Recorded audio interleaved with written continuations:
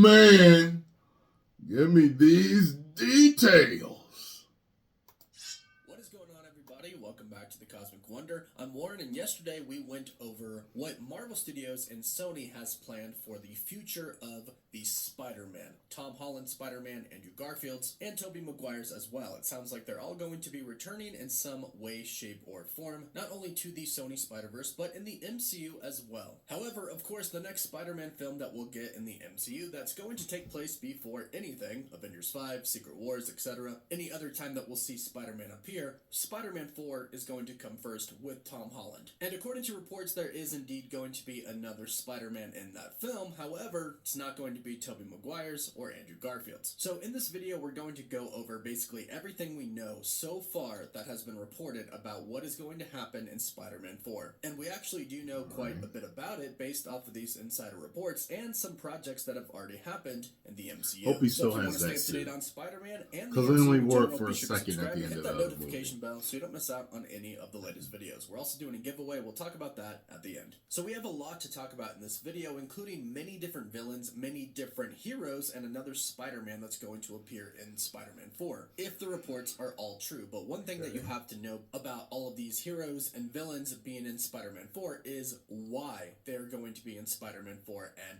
how. And it actually all starts with Multiverse? the Echo post-credit scene with Kingpin. Now, if you haven't seen it, it's really not that much of a spoiler. Okay. All it shows is Kingpin noticing the news in his private plane. He just told his assistant that he wants to meet with the heads of his other crime organizations that work below him, and he notices how the news is talking about people running for the mayor of New York City, and how basically the people who are currently running, the people don't really want, and the people really want a fighter, somebody who can rough it out, which could take be some him. punches, throw some punches, and Kingpin gets the idea that he could run for mayor. In Daredevil Born Again, we're going to basically see this happen, and then in Spider-Man 4, Kingpin will be the mayor of New York City. And this is where the villains come in. You might have heard reports and rumors about a lot of different villains coming in Spider-Man 4. And while all probably aren't true, I'm actually thinking that a lot of them are, because Kingpin is going to hire a lot of people to do the bad things that he used to be able to do when he was simply just a crime boss. Now he's the mayor of New York City. He can't really get his hands that dirty anymore, at least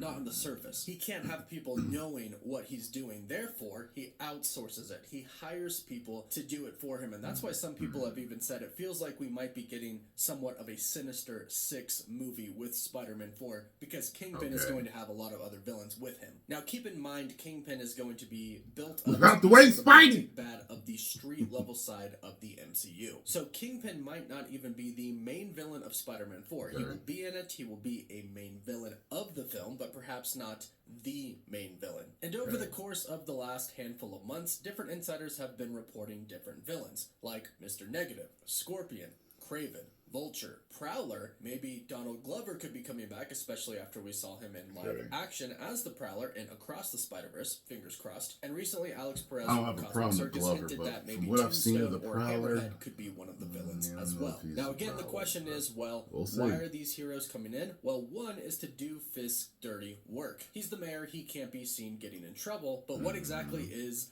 the dirty work that involves Spider-Man? Well, you may have heard that one of the ideas for Kingpin being mayor of New York is that he would make being a vigilante illegal. And this is what is going to bring in both the villains who work for Kingpin and the heroes who are going to work with Peter. Or I should say Spider-Man, because according to some insiders, Spider-Man 4 really is going to focus more on Spider-Man, not him as Peter Parker. In which, if we think about it, that makes a lot of sense, considering that Doctor Strange erased the memory of Peter Parker from every single person who ever knew him. So a focus on Spider-Man, since Spider-Man wasn't erased from everybody's memories, makes sense. Now, Spider-Man is probably going to be facing a lot of pressure due to this new rule of no vigilantes, especially since it seemed like Spider-Man No Way Home set up a very grounded Spider-Man, one who is listening to the police scanner, going out and fighting crimes. More of what we've really been used to outside of the MCU. Something that fans are really, really excited for. So we know that Spider-Man Spider-Man's not going to quit being Spider-Man just because a new mayor, who's known to be a former mob boss, says that vigilantism is illegal. And this is where two other heroes are seemingly going to enter the movie that are reported to be in the movie. These heroes are Daredevil and Ant-Man. Now, Daredevil makes perfect sense, especially because Matt Murdock, the lawyer, is Daredevil, a vigilante who wears a mask. Nobody knows who he actually is. Very similar to Spider-Man, and that's probably Kingpin's main thing. He doesn't want a masked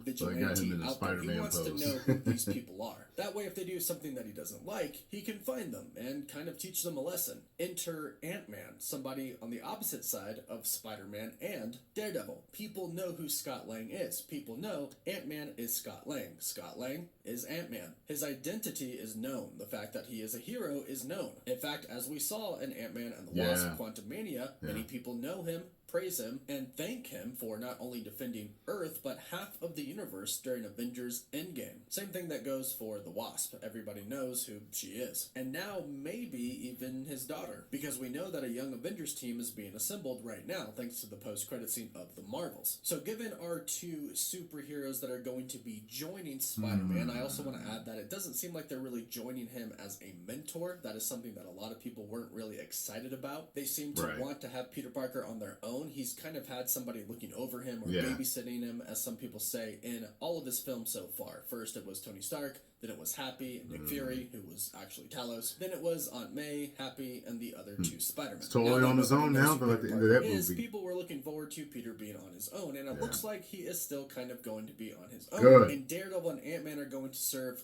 pretty specific purposes. And the way that I think it's going to happen is Daredevil is probably going to be on the side of Mayor Kingpin is wrong, and we should continue being vigilantes, whereas Ant-Man, who again, his identity is known, might be on the other side. Not because the mayor said so, but more about protecting those that you love. Although at this point in time, Peter Parker doesn't really have anybody. Or heck, maybe they'll both be on the side of telling him to continue to be Spider-Man, because after all, Scott Lang is a rule breaker. But again, being a father, being in a relationship, and having a family now, with the grandparents there and everything, can drastically change how somebody thinks. So perhaps Ant-Man is on one side and Daredevil is on the other side, both trying to help Peter, but he still has to make his own choice. Ultimately, I think both these heroes, Daredevil and Ant-Man, would help him no matter what, as long as it wouldn't risk the life of Cassie Lang, Scott Lang's daughter. But there is another aspect to this, and that comes in the form of another Spider-Man, Miles Morales. It's been reported that Miles Morales is indeed going to be entering the MCU. In fact, Sony basically already confirmed this. They said a live-action Miles Morales is coming. They confirmed this right after Spider-Man Across the Spider-Verse was released, and a lot of people were wondering about a live-action Miles Morales. And it seems to be widely believed that once Tom Holland is done as Spider-Man after Spider-Man 6, Miles Morales is going to be the main Spider-Man moving forward in the MCU. And Miles Morales might be one of the only friends that Peter Parker himself has. I'm not just talking about Spider-Man, because Spider-Man's going to have several allies. Remember, the Avengers still remember who Spider-Man is, they just don't know he's Peter. So Spider-Man still has people on his side, but Peter Parker really has nobody. So it's a great opportunity right now to introduce Miles Morales as his friend. Then make Peter Parker / Spider-Man himself a mentor to Miles Morales, because we know that is going to happen. So instead of him having a mentor, he becomes the mentor to a young Miles Morales. Something else that could potentially come from Spider-Man sticking up to Kingpin is the fact that he could gather other heroes to his side, and some of those heroes could be some of the Defenders. We know the Punisher is returning in Daredevil Born Again. There's been reports that Jessica Jones was supposed to return, but due to scheduling conflicts, she could not, unfortunately. But since she was supposed to, that means that she probably will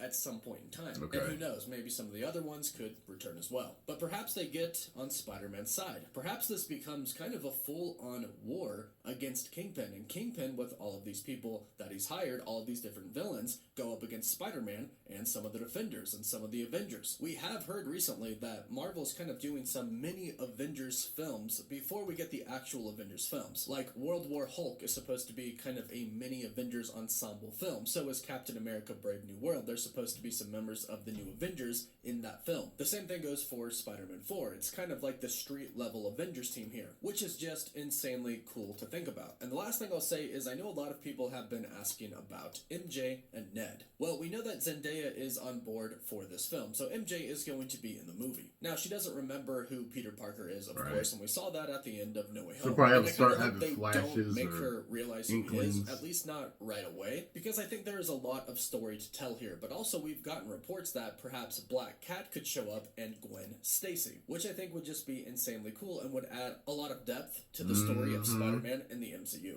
So Spider-Man 4 has a ton of potential, and just to see Spider-Man going up against a huge, iconic Spider-Man villain like Kingpin is going to be awesome in itself. But go ahead and let me know what you think about all of these reports in the comments down below. And if Spider-Man 4 could go your way, what would that way be? Let me know. Please don't forget to like the video and subscribe to stay up to date on the MCU. And if you subscribe and leave a comment, you're automatically entered in our giveaway for a chance to win a PS5, an Xbox Series X, some Marvel Legends items, or some DC items. The winner picks one. I would have him in that suit, okay? At least for half of the movie, because you know they always put out a new suit for a new toy. I found that out a while ago. It was like, yo, they change these suits for these characters every movie. They change them slightly, make them a little different, whatever, for the toys. That's it. I'm like, I never even thought of that. So you can sell a new toy with the new movie, but you still always sell the same toy if they kept the same outfit, you know, because, but I guess if one kid, if you're thinking about making as much money as possible, one kid has one suit, he'll ask mom and dad to get him the one with the other suit too. But if he's already got the same suit, then why buy the second toy? So, yeah. Anyway, yeah. And I want him to be on his own without any tutelage from anyone else.